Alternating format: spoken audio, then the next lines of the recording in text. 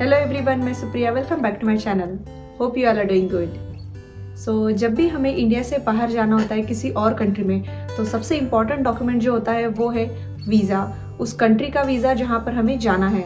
सो आज हम बात करेंगे यूएस के वीज़ाज़ के बारे में। तो यूएस वीज़ा के काफ़ी टाइप्स होते हैं एंड हर एक टाइप के बारे में आज हम यहाँ पर डिस्कस करेंगे।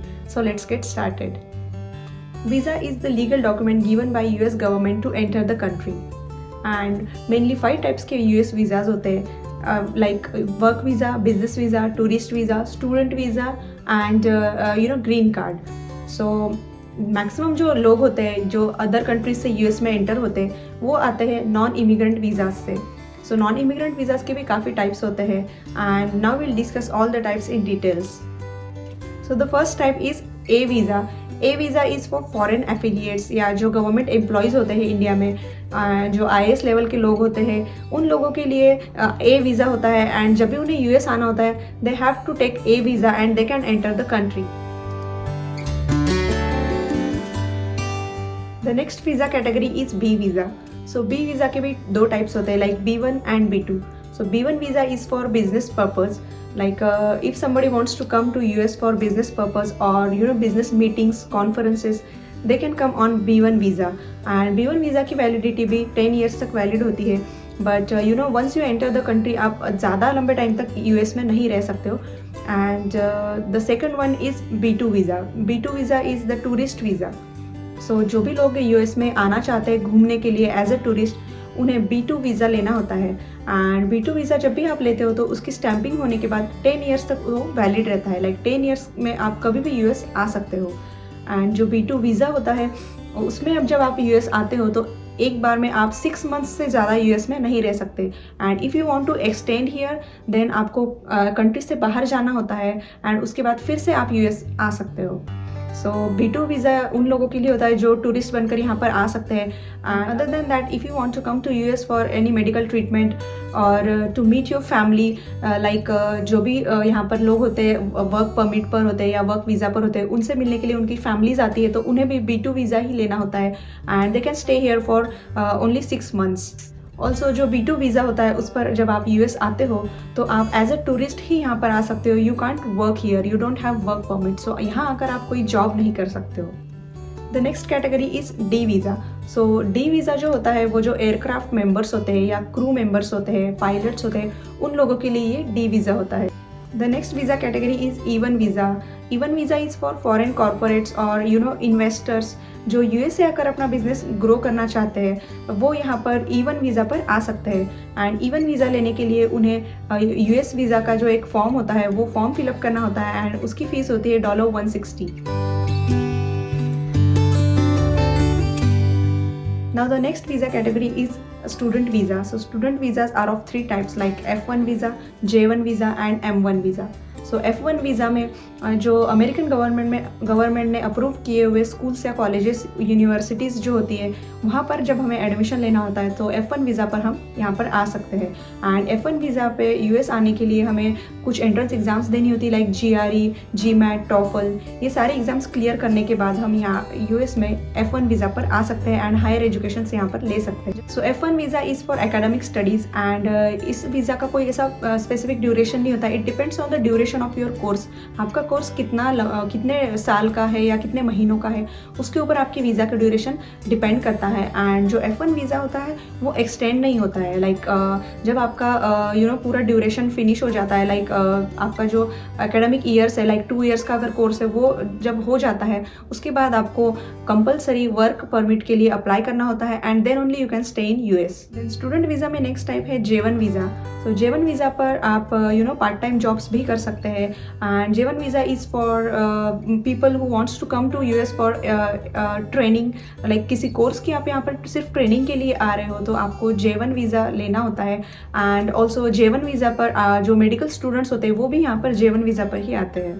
देन स्टूडेंट वीज़ा में नेक्स्ट कैटेगरी आती है M1 visa. So M1 visa is for people who wants to come to US for any non academic courses like vocational courses के लिए जब US आना होता है स्टडीज़ के लिए, तब यहाँ पर आने के लिए M1 वीज़ा लेना होता है. एंड M1 वीज़ा की वैलिडिटी होती है मैक्सिमम 1 ईयर की.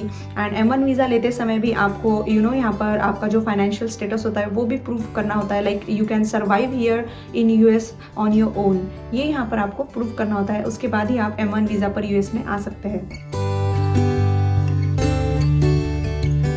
The next visa category is work visa.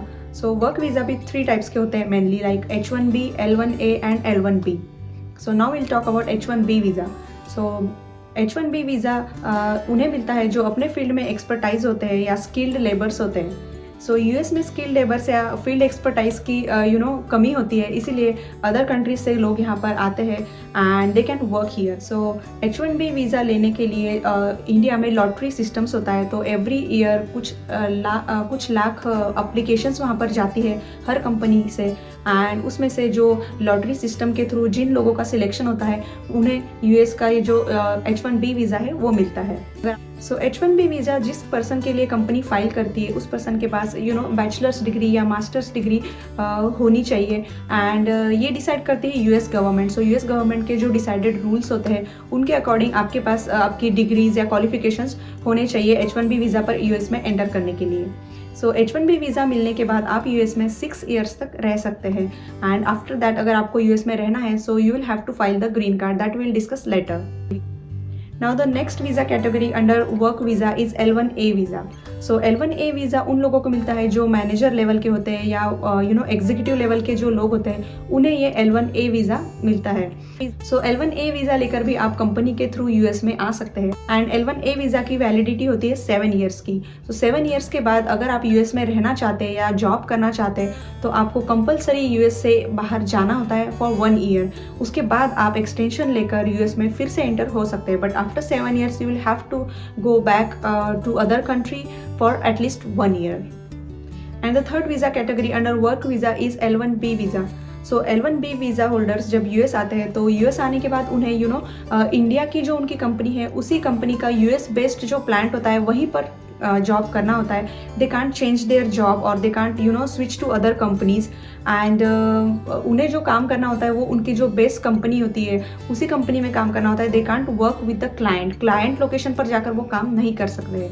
And जो L1B वीज़ा होता है उसकी जो वैलिडिटी होती है it's 5 years.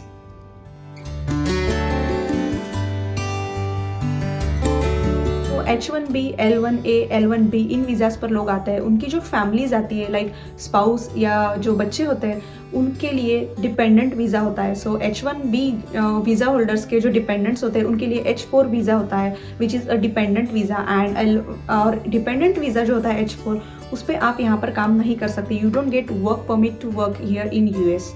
So H4 dependent visa holders can't work in US. उसी तरह से जो L1A या L1B कैटेगरी के लोग L1B कैटेगरी के वीज़ा पर जो लोग आते हैं US में उनके जो डिपेंडेंट्स होते हैं वो होते हैं L2 visa holders. And L2 visa holders जो होते हैं वो US में काम कर सकते हैं. H1B या L1A, L1B वीज़ा होल्डर्स के जो बच्चे होते हैं अगर वो 21 ईयर्स से नीचे वाले बच्चे हैं लाइक अप टू 21 ईयर्स उनकी एज है सो उनको भी डिपेंडेंट वीज़ा पर ही आना होता है. They can't work here. Now ये जो H वीज़ाज होते हैं उनके भी कुछ सब टाइप्स होते हैं and I tell quickly about them. So H2A visa एक कैटेगरी होती है which is for agricultural field people and इसकी वैलिडिटी होती है 1 ईयर की. And the next one is H3 visa which is for short term courses like अगर आपको कुछ ट्रेनिंग के लिए यहाँ पर US आना हो सो उसके लिए आप यहाँ पर H3 वीज़ा पर भी आ सकते हैं. Then one other category under H visa is H1C visa which is used for nurses to enter in US. सो US में अगर किसी नर्स को US में आना है फॉर एजुकेशन और वर्क पर्पस सो उनके लिए H1C वीज़ा ज़रूरी होता है. So the next visa category is I visa. So I visa is for the people who are related to media. जो भी मीडिया पर्सन्स होते हैं उनके लिए I visa ज़रूरी होता है US आने के लिए. Now the next visa category is fiance visa and spouse visa. So fiance visa is K1 visa and spouse visa is K3 visa. So this visa is basically for the people who marries to a non-American person. Like अगर किसी American ने non American person से शादी करनी होती है तो उनके लिए ये K1 एंड K3 वीज़ाज होते हैं एंड 90 डेज़ के अंदर उन्हें इस वीज़ा की जो वैलिडिटी होती है वो सिर्फ 90 डेज़ की होती है. सो 90 डेज़ के अंदर ही अंदर उन्हें जो अपना मैरिज या एंगेजमेंट होती है उसे ऑफिशियल करना होता है and then they can take the visa. Now will talk about the green card. So green card कौन फाइल कर सकता है? ग्रीन कार्ड फाइल करने के लिए भी दो ऑप्शंस है, like employment based and family based. So employment based means if a person is working in US on H1B visa, H1B visa पर अगर कोई यहाँ पर US में ऑलरेडी काम करता है so उनके एम्प्लॉयर के थ्रू वो GC फाइल कर सकते हैं and depending upon the waiting time उन्हें 5 to 10 years में उनका ग्रीन कार्ड मिल सकता है. सो L1A and L1B visa holders जो होते हैं वो भी ग्रीन कार्ड के लिए फाइल कर सकते हैं. But the only difference is जो उनका वैलिड पीरियड होता है, वीज़ा वैलिड पीरियड, उस पीरियड के पहले ही उन्हें GC फाइल करना होता है एंड उस पीरियड के पहले ही उन्हें अगर GC मिलता है तभी वो US में कंटिन्यू कर सकते हैं या उन्हें आगे US में रहने के लिए एक्सटेंशन मिल सकता है. Otherwise they will have to leave the country for at least 1 year. Now the next thing is EAD. So EAD is Employment Authorization Document. Employment authorization document उन लोगों के लिए ज़रूरी हो जाता है जो H4 वीज़ा पर होते हैं. सो H4 वीज़ा होल्डर्स को अगर यहाँ US में काम करना है या वर्क परमिट लेना है तो उन्हें EAD लेना मैंडेटरी होता है एंड EAD मिलने के बाद they can work here in US. Now the next category under green card is family based green card. So if someone is in US, like अगर कोई US में है एंड उनके पास ग्रीन कार्ड है so they can call their family here and उन्हें वो green card दिला सकते हैं and it's only for the people who are immediate family members. तो जो इमीडिएट फैमिली मेम्बर्स होते हैं लाइक सिबलिंग्स होते हैं या पेरेंट्स होते हैं या उनके कोई बच्चे होते हैं उन्हें वो यहाँ पर US में ग्रीन कार्ड दिलवा सकते हैं.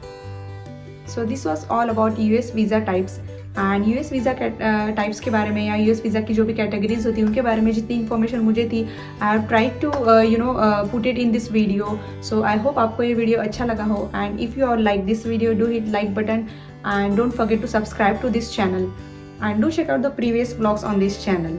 मिलते हैं ऐसे ही न्यू टॉपिक्स के साथ, न्यू वीडियोज़ के साथ. Till then bye bye, take care.